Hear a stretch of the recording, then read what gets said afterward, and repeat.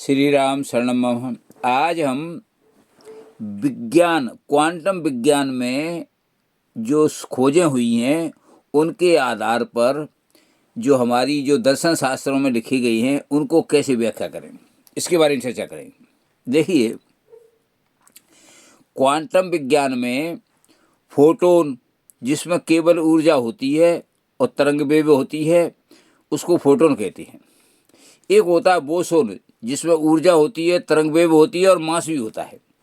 एक में तो केवल ऊर्जा होती है और तरंग वेव होती है, एक में ऊर्जा भी होती है, तरंग वेव भी होती है और मास भी होता है। ये दो तरह के पार्टिकल पाए जाते हैं।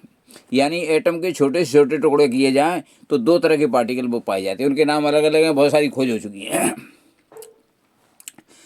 सबसे पहले दर्शन शास्त्र को लिखा गया था तो उसमें पुरुष और प्रकृति दो तत्व माने गई थी।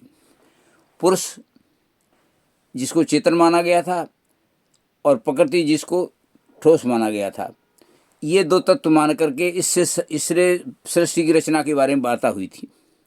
अब देखिए, क्वांटम थ्योरी ने ये सिद्ध कर दिया है कि एक तत्व तो ऐसा है जिसमें केवल ऊर्जा है, तरंग है। एक तत्व ऐसा है जिसमें ऊर्जा है, तरंग है और द्रव्यमान भी है। ये दो तरह के ही कण होते हैं जब एटम के छोटे छोटे टुकड़े किए जाते हैं। इससे सिद्ध होता है कि पुरुष और प्रकृति का जो सिद्धांत था हमारा, वो आज भी क्वांटम मैकेनिक्स के द्वारा सिद्ध हो गया है। यानी क्वांटम मैकेनिक्स में दो तरह के कण होते हैं। एक ऊर्जा, जिसको फोटोन कहते हैं, जिसमें केवल ऊर्जा और तरंग होती है। एक में ऊर्जा, तरंग और द्रव्यमान होता है।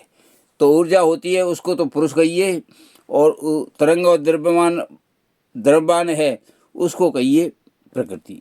इस तरह से पूर्व थ्योरी जो हमारा दर्शन शास्त्र है वो क्वांटम थ्योरी से सिद्ध होता है। धन्यवाद।